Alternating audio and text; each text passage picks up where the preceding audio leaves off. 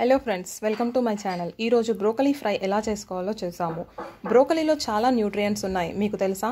Broccoli తినటం వల్ల పిల్లల్లో జ్ఞాపక శక్తి, హెయిర్ గ్రోత్, స్కిన్ టెక్స్చర్ కూడా చాలా మెరుగవుతుంది. ముందుగా బ్రోకలీని సన్నగా కట్ చేసుకోవాలి.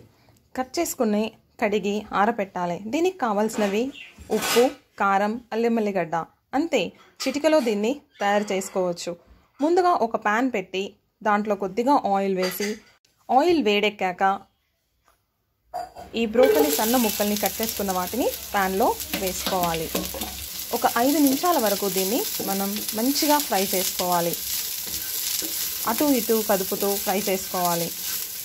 అవి గోల్డెన్ బ్రౌన్ కలర్ వచ్చేంత వరకు ఫ్రై చేయాలి ఫ్రెండ్స్. దాన్ని బ్రోకలీ ఒక్కసారి తిన్నారంటే వదలకుండా మళ్ళీ మళ్ళీ వండుకొని తింటారు, అంత టేస్టీగా ఉంటుంది. చూడండి ఫ్రెండ్స్, ఇప్పుడు బ్రోకలీ కలర్ ఫ్రై అవుతూ ఉంది. ఈ ఫ్రై అయిన బ్రోకలీ మీద మనం అల్లం వెల్లిగడ్డ పేస్ట్ వేసి కలపాలి. అల్లం వెల్లిగడ్డ వేసాక ఒక 2 నిమిషాల పాటు దీన్ని ఫ్రై అవ్వనివ్వాలి. ఇప్పుడు ఫ్రై అయినాక మనం దీంట్లోకి ఉప్పు, కారం 2 వేసి ఇంకొక 3 నిమిషాల వరకు దీన్ని ఫ్రై చేయాలి. అలా ఫ్రై చేసినప్పుడు ఉప్పు, కారం మొత్తం బ్రోకలీ ముక్కలకి పట్టుకొని మంచి రుచి వస్తుంది. చూడండి ఫ్రెండ్స్, మన బ్రోకలీ ఫ్రై రెడీ.